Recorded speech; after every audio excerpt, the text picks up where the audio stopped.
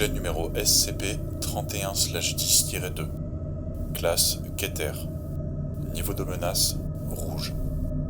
Procédure de confinement spécial. SCP-31/10-2 doit être confiné sur le site 118 dans une cellule hermétique. SCP-31/10-2 doit être constamment sous observation pour surveiller ses changements de forme, qui doivent être notés immédiatement. Tous les membres du personnel entrant en contact avec SCP-31/10-2 doivent agir constamment comme s'ils étaient effrayés ou surpris par ses actions. Tous les mois, un nouveau film d'épouvante ou de science-fiction comprenant des éléments d'horreur de très mauvaise qualité doit être montré à SCP-31/10-2. Toutes ces interactions doivent lui confirmer que les films montrés présentent une superbe représentation de l'horreur. Description. SCP-31/10-2 est une entité sphérique d'environ 50 cm de diamètre lorsqu'il est dans sa forme initiale. Ce dernier déclare que son objectif est de causer des sensations de peur et ou d'horreur chez le plus d'êtres humains possible.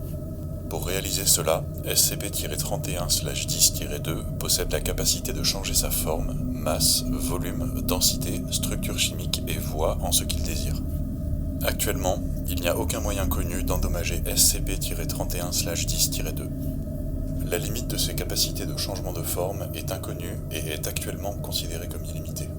SCP-31/10-2 montre une préférence à prendre la forme de diverses entités et antagonistes des différents films d'horreur et de science-fiction qui lui sont montrés.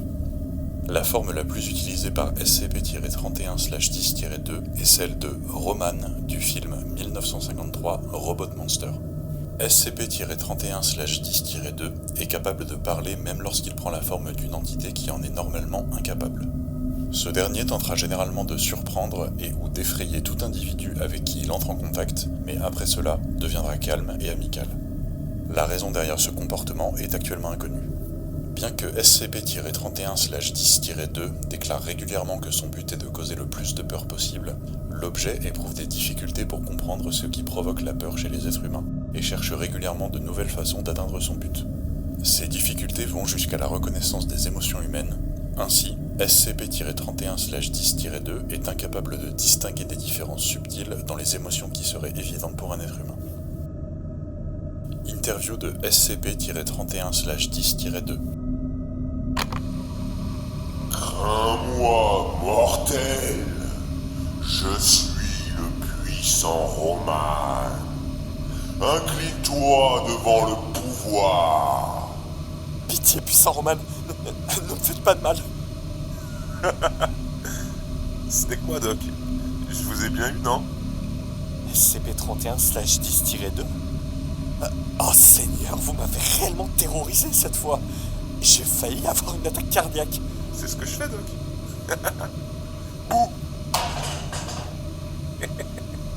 J'ai encore réussi. Vous vouliez me dire quelque chose, Doc? Oui. Je me demandais, pourquoi ressentez-vous le besoin de faire peur aux gens? Je comprends pas la question. Eh bien, pourquoi effrayez-vous les gens? Oh, c'est facile. J'effraie les gens parce que c'est drôle. Et vous savez, c'est ce que je fais. Comme vous faites vos trucs de docteur, moi je fais des trucs effrayants. Et je suis le meilleur à ça. Je vois pas trop ce qu'il y a à dire d'autre. Très bien. Je vais donc m'en aller à présent. Revenez bientôt. J'aurai des choses vraiment effrayantes à vous montrer la prochaine fois. Et, au fait, Je vais dévorer votre âme. Laissez-moi sortir d'ici. Je vais mourir de peur. Addendum. Note de l'actuel directeur du site 118 concernant SCP-31/10-2.